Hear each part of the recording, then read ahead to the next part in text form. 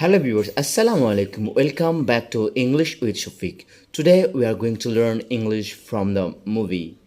When you learn English from the movie, you will keep learning advanced English.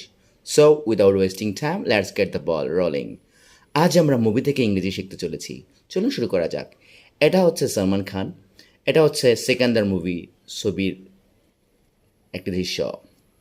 সেখানে বলেছে দেখেন, When I was born, my parents dumped me on the platform. শুরুতেই আমরা dump ব্যাপারটা দেখে নেব। এটা হচ্ছে আপনার লংম্যান ডিকশনারি। সেখানে দেখেন ডাম্প, উচ্চারণটা হচ্ছে ডাম্প। আচ্ছা, এটা যে সেন্সে ব্যবহৃত হয়েছে, ডাম্পের পরে দেখবেন এখানে অলওয়েজ অ্যাডভার্বও বসতে পারে, আপনার প্রেপোজিশনও বসতে পারে। টু পুট, রাখা সামথিং, কোনো কিছু, হোয়ার মানে কোথাও কোনো কিছু রাখা, ইন আ কেয়ারলেস আনটেডি ওয়ে মানে এলোমেলোভাবে বাজেভাবে রেখে দেয়া। তাহলে মুভি থেকে কি বোঝাচ্ছে সেটা আমরা চেষ্টা করব। দেখেন এখানে আরেকটা বিষয়, এখানে সামথিংয়ের জায়গায় আপনি চাইলে সামবডি, কোনো ব্যক্তিকেও রাখতে পারেন, যেটা মুভিতে দেখানো হয়েছে। হোয়েন আই ওয়াজ বর্ন, যখন আমি জন্মগ্রহণ করেছিলাম। মাই প্যারেন্টস, আমার পিতামাতা।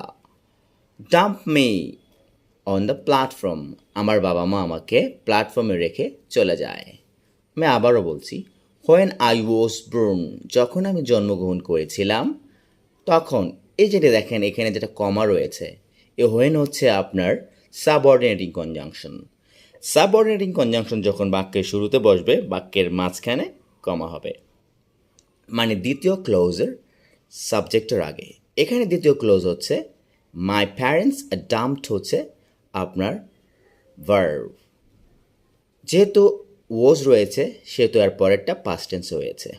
ওকে, হোয়েন আই ওয়াজ বর্ন, যখন আমি জন্মগ্রহণ করেছিলাম, তখন এই কমার অর্থ হবে তখন my parents dump me on the platform, আমার বাবা মা আমাকে প্ল্যাটফর্মে রেখে চলে যায়। তো ঠিক আছে, আমি আরও ভিডিও দিতে থাকবো। Keep watching my videos. আল্লাহ হাফেজ, ভালো থাকুন।